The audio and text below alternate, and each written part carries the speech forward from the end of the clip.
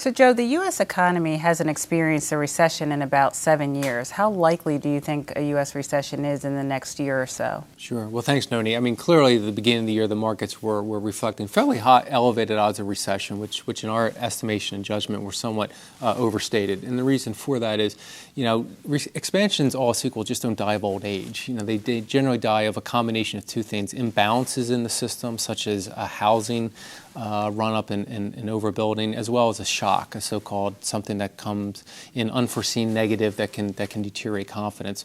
Right now, there would be two or three indicators that would suggest, at least non-trivial odds of recession. I think that would be just the low growth environment we have been in and we've talked about for a number of years. We're closer to a low growth, a zero bound, so to speak, in economic growth. So that in itself would raise odds.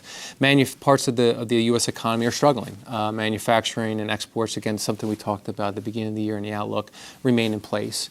And then finally, you just have corporate profits. They are elevated, but they've started to come down, even outside of energy. And so that at least is somewhat of a yellow flag in terms of a warning signal.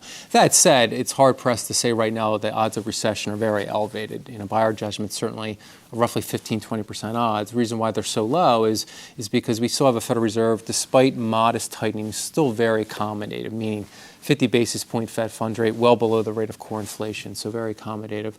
We have, it's hard pressed to see, a large run-up in leverage in the system, whether it's financial leverage or, more importantly, consumer debt and so forth.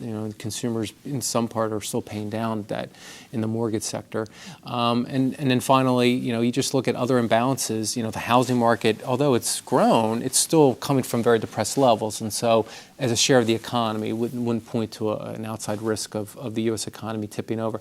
If we would tip over, I think we would be looking at shocks, very likely overseas.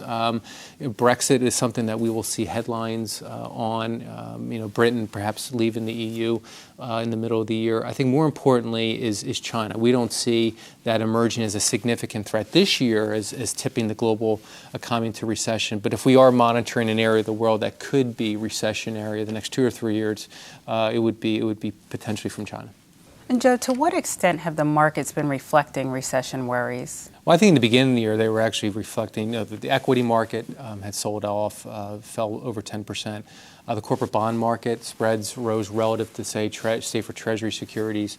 And so in that respect, the financial markets were pricing in at least a 30 or 40% odds of recession, much higher than we would have ascribed when we looked at those indicators in addition to economic ones. But since that time, since we've had stabilization, particularly in March and into early April, those odds are now more consistent with what we would have put overall, which is still much lower, at say roughly 15% or so at best. So again, markets were somewhat more pessimistic, but I think that's not surprising just given the inherent volatility in the markets.